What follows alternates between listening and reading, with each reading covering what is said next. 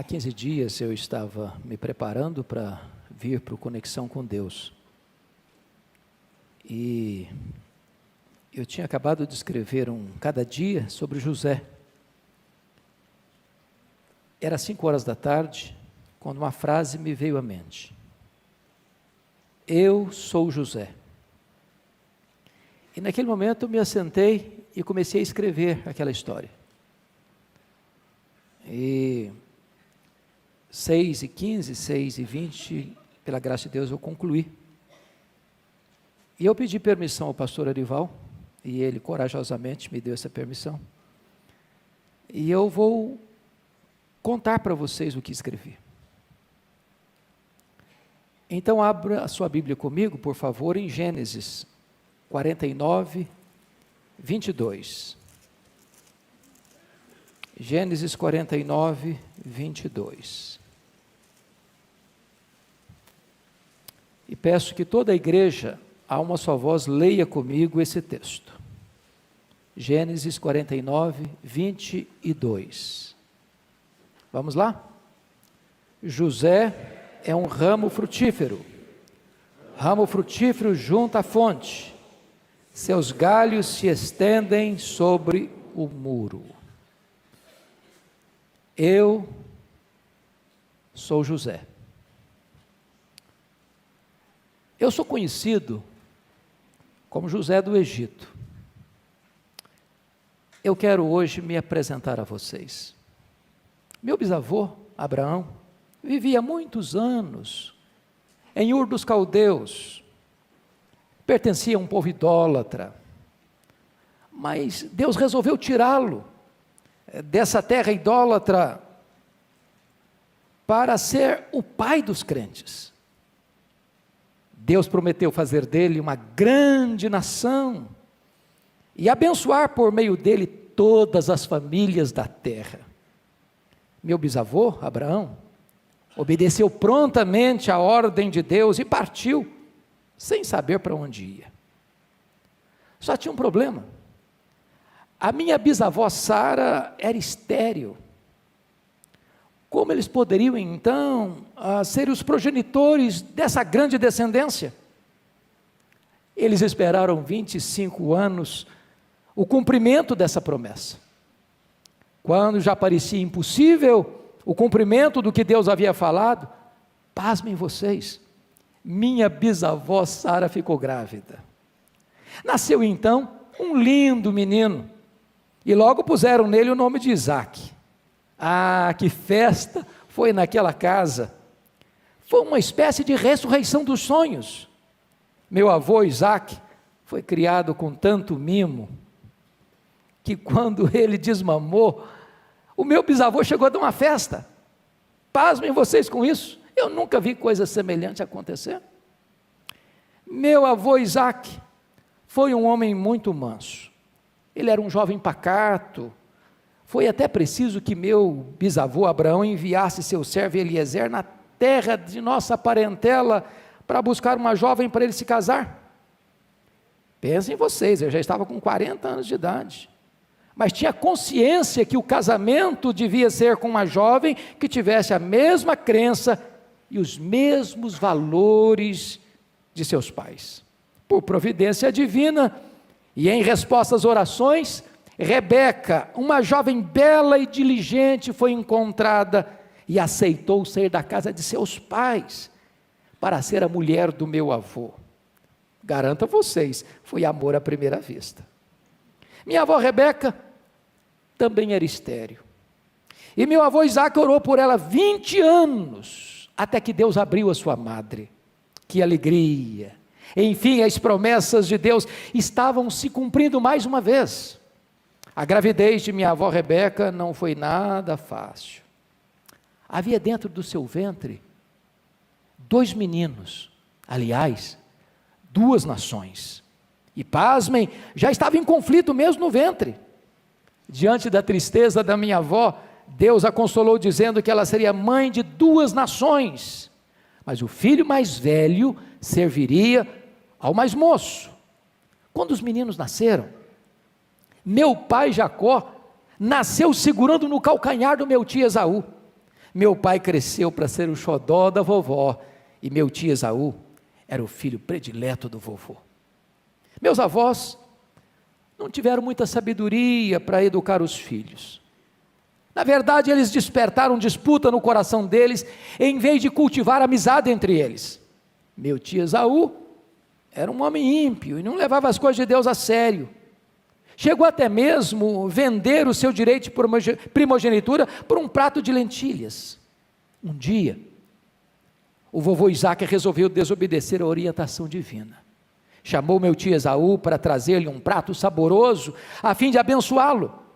Vovô conhecia e sabia dessa história, do que Deus havia dito antes mesmo dos filhos nascerem: o mais velho servirá ao mais moço. Minha avó Rebeca, que já escutava a conversa atrás da porta, chamou meu pai Jacó e disse para ele se fingir de Esaú, a fim de receber a bênção no lugar do meu tio. Meu pai ficou muito estressado com isso e disse para minha avó o seguinte, que isso não ia dar certo não. Mas com a insistência dela, ele acabou cedendo. Meu pai vestiu as roupas do meu tio, fingiu ser ele, e meu avô, que já não enxergava direito, abençoou meu pai como se estivesse abençoando meu tio Esaú. Foi uma tragédia, foi uma tragédia. Quando meu tio chegou do campo, ficou muito irado e chegou até a dizer que quando meu avô morresse, ele mataria o meu pai. Minha avó, desesperada, deu ordens a meu pai para sair de casa e passar uns tempos na casa de Labão, seu irmão. Meu pai não era mais um jovenzinho, nesse tempo não. Pasmem vocês, ele tinha 71 anos. Vivia na barra da saia da mãe. E com essa idade, ainda era solteiro. Com essa idade, ele teve que sair de casa depois de enganar a vovô e trair meu tio. Uma tempestade desabou sobre a sua alma. Na mesma noite que saiu de casa, porém, Deus apareceu para ele em sonhos. Revelou-se a ele como o Deus de meu bisavô Abraão e como Deus de Isaque, meu avô. Meu pai ouviu promessas de Deus e fez também, sabe, algumas promessas para Deus. Foi uma experiência linda naquela noite. Quando ele acordou, ele chamou aquele lugar de Betel, casa de Deus. Ali meu pai conheceu a casa de Deus. Mas posso garantir a vocês, meu pai ainda não era um homem convertido. Deus foi tão bom com meu pai, que ele encontrou a casa de Labão, e ali ele constituiu família. Labão, o sogro de meu pai e meu avô materno, era um homem muito sagaz, e se aproveitou do meu pai, enganou meu pai, explorou meu pai. Meu pai teve que trabalhar 7 anos para se casar com Raquel, a minha mãe. E no dia das núpcias, pensem vocês, meu pai que tinha enganado, o meu avô e meu tio, foi enganado, pois astuciosamente introduziram na recâmara nupcial a minha tia Lia. Coitada da tia Lia, ela não era fisicamente tão bonita como a minha mãe Raquel. Todo o amor de Jacó, meu pai, era dedicado a Raquel, minha mãe. Por isso, quando meu pai acordou no dia seguinte, viu Lia do seu lado e não Raquel, ele ficou muito bravo. Precisou trabalhar mais 7 anos para obter a permissão de se casar com a minha mãe Raquel. Na verdade, papai acabou com isso tendo 4 mulheres. Lia, mamãe e de quebra, mais 2 concubinas, Bila e Zilpa. Passaram-se 20 anos, e papai ficou muito rico, nasceram-lhe muitos filhos.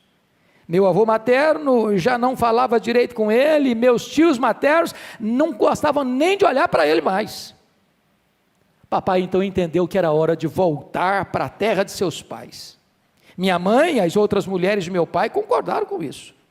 Então, fugiram escondidos de meu avô materno, ajuntaram a filharada e os rebanhos e partiram. Não deu outra. Quando Labão, meu avô, ficou sabendo, ficou irado e partiu para cima do meu pai, para levá-lo de volta.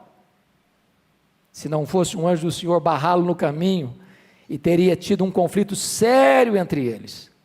Depois de algumas farpas no caminho, enfim, eles se reconciliaram, fizeram as pazes, comeram juntos. Pasmem vocês, vovô até deu alguns conselhos para o meu pai.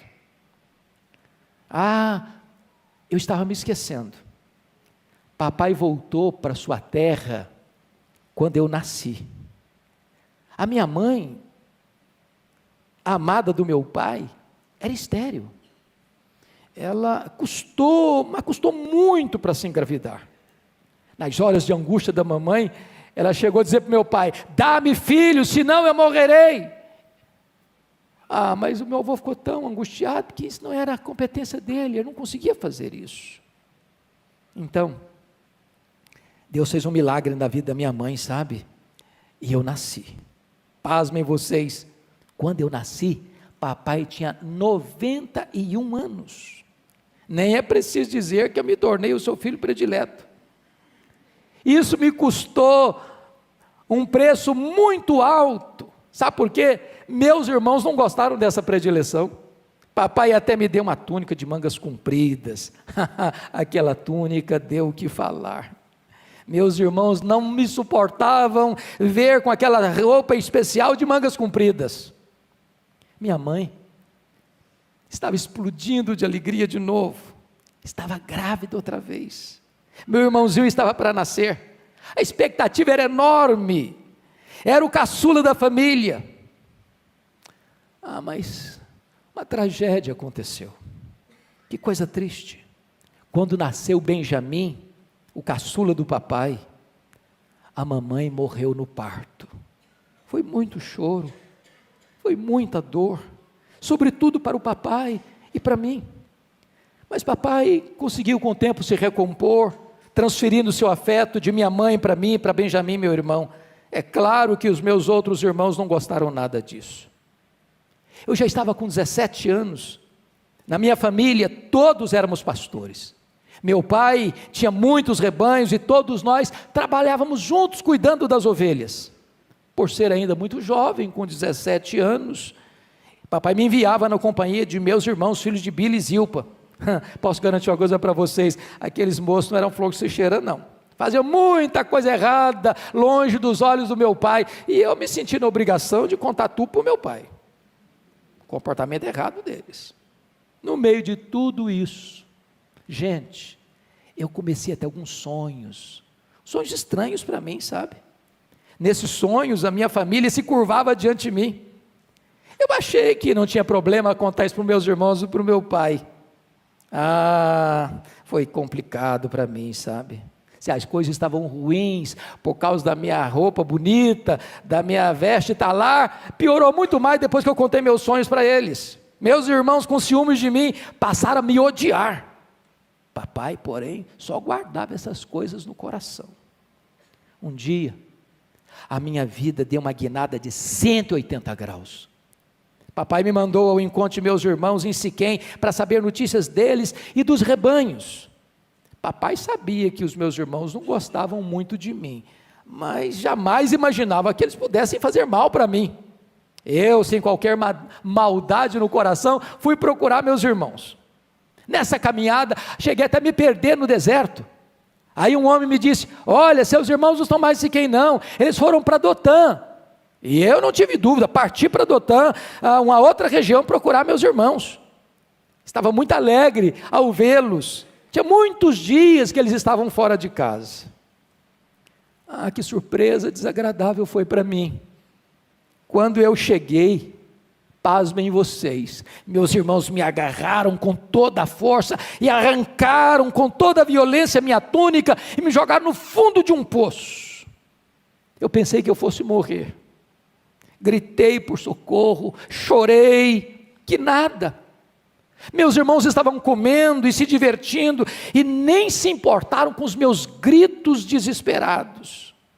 Meu irmão Rubem até planejou me tirar daquele buraco e me mandar de volta para meu pai.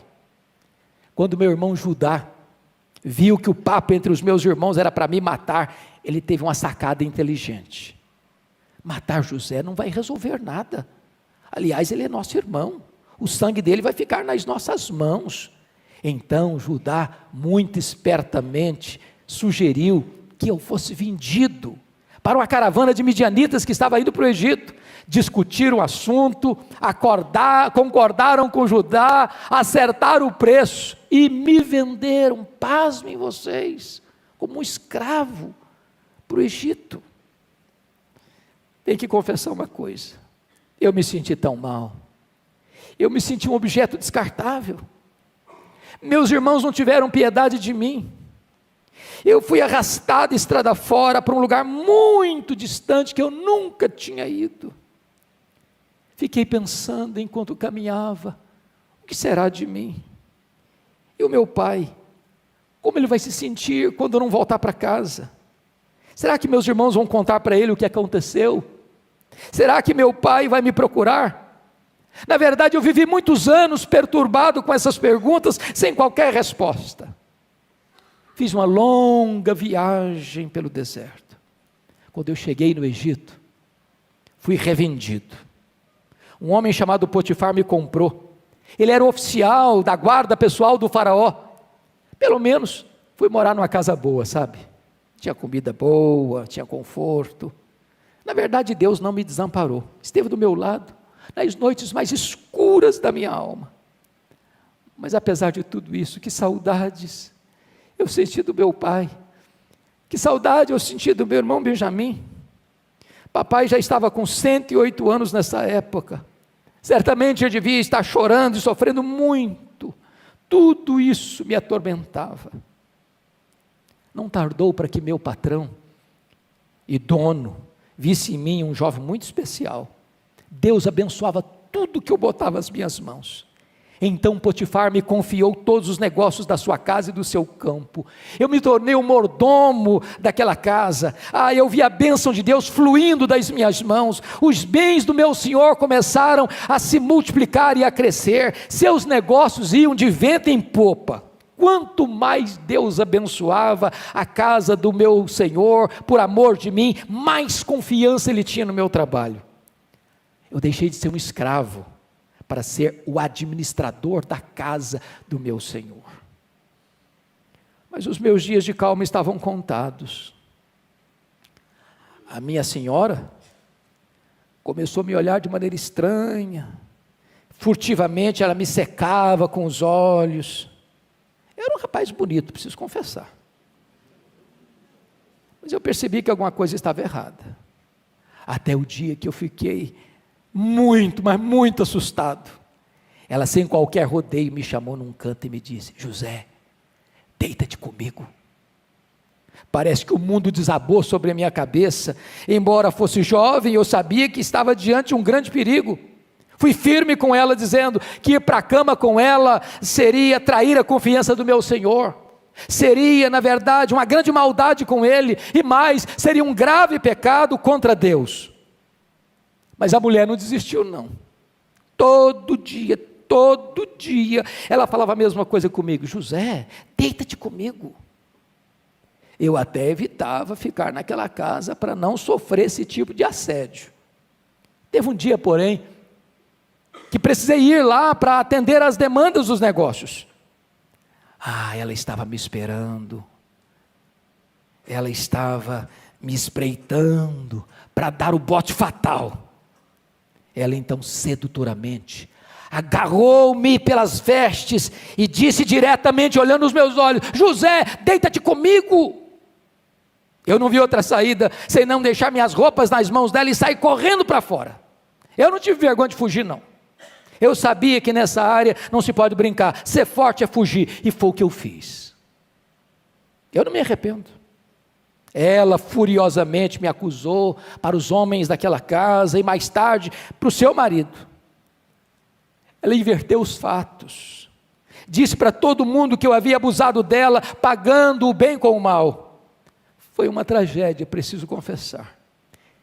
Ela tinha as minhas vestes, minhas roupas nas suas mãos, as circunstâncias eram muito desfavoráveis a mim, ela tinha um forte álibi. Mas sabe, a minha consciência estava em paz, a minha inocência me fortaleceu para suportar todas aquelas acusações injustas que eu sofri. Potifar ficou muito irado comigo e me mandou para o cárcere, um lugar sujo, imundo.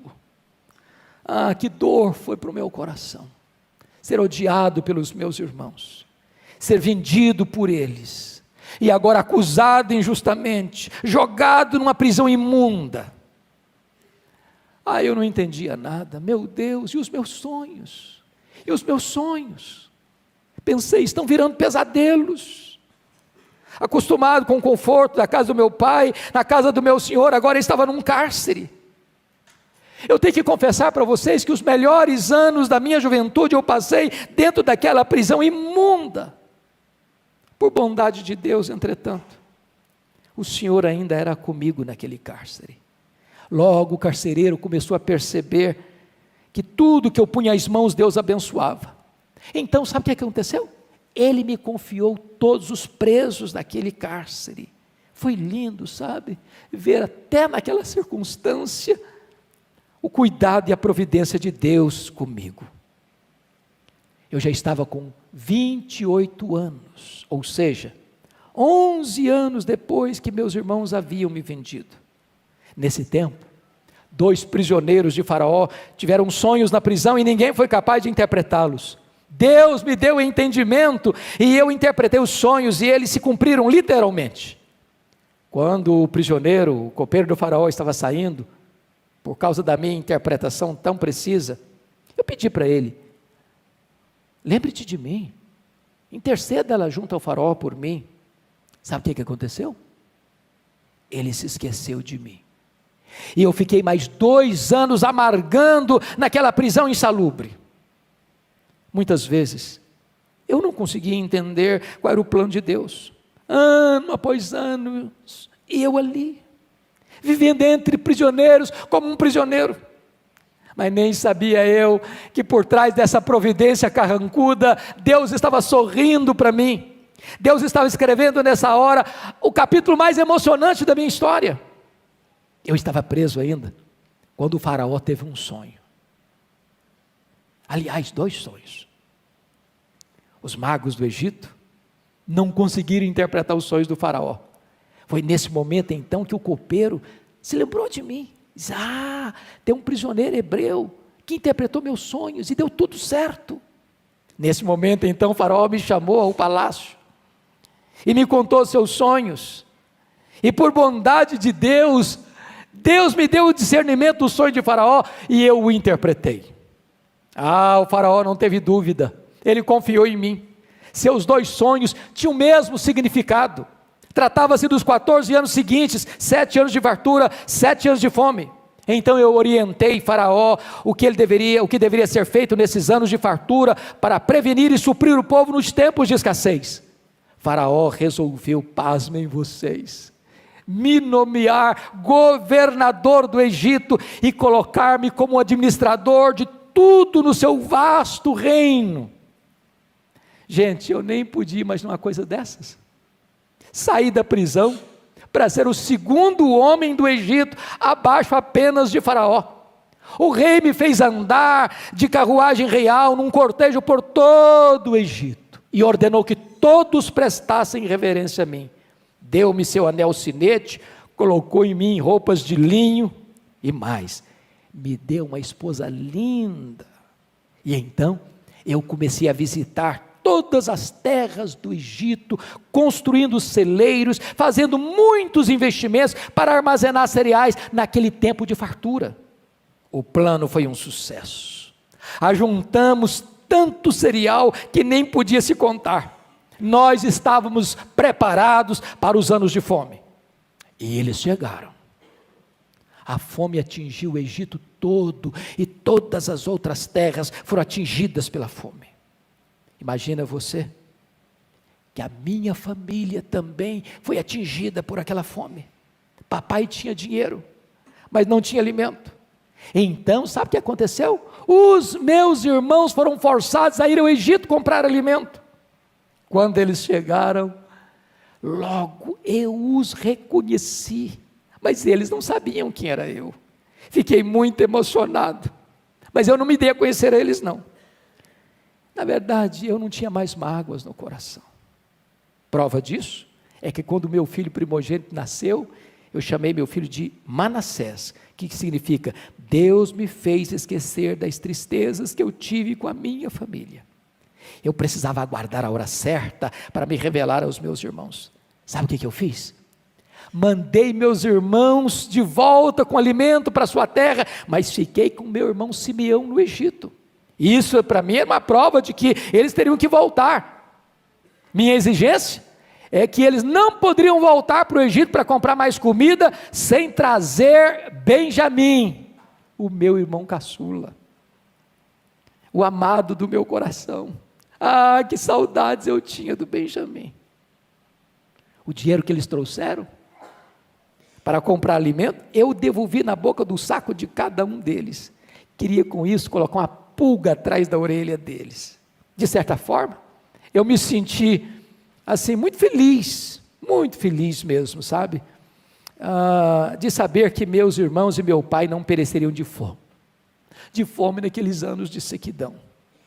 Como a fome apertava na terra, meus irmãos precisaram voltar para o Egito para comprar mais comida. Eu soube até que o papai relutou em enviar Benjamim. Na cabeça dele eu estava morto. E se o Benjamim fosse retido lá no Egito, como foi Simeão, ele desceria à sepultura com muitas lágrimas e sem qualquer consolo. A vida perderia o sentido para ele. Ah, gente, que emoção foi esse dia. Quando eu vi os meus irmãos chegando, quando bati os meus olhos em Benjamim, meu coração pulou dentro do meu peito. Por pouco eu não estragava a surpresa. Precisei me controlar. Então, sabe o que eu fiz? Eu armei uma para eles. Fiz isso. Dei um banquete.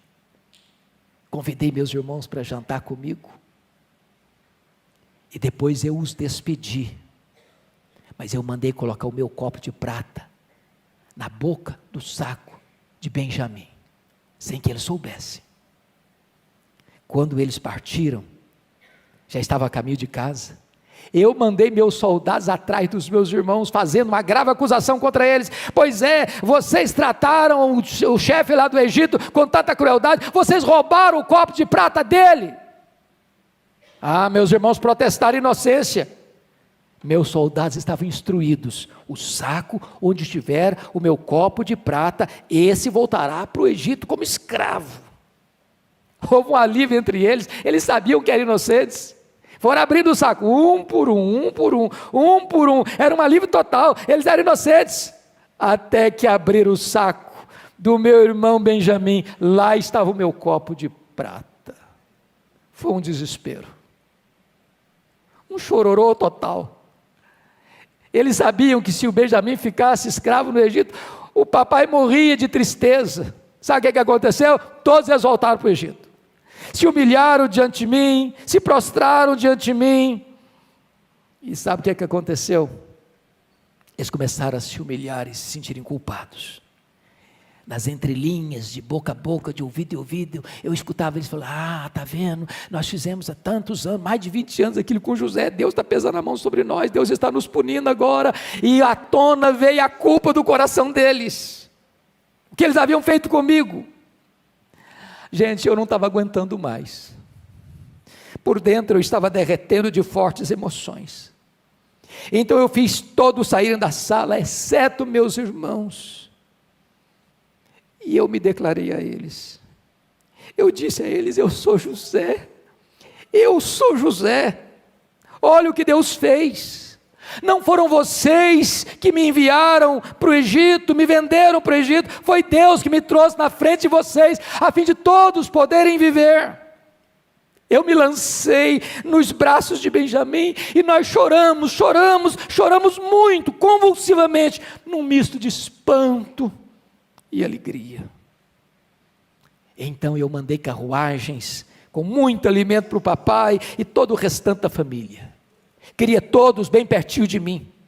E eu fiquei até imaginando a alegria do papai ao saber que eu estava vivo e ainda era o governador do Egito. Fiquei imaginando aquela alegria no coração do meu pai. Mas uma coisa, eu pedi meus irmãos: vocês não vão brigar pelo caminho não, tá? Agora não é hora de vocês ficarem se culpando uns aos outros e se lamentando, não. Agora é hora da gente agradecer a providência divina. Eu soube que o meu pai nem acreditou quando os meus irmãos contaram para ele que eu estava vivo.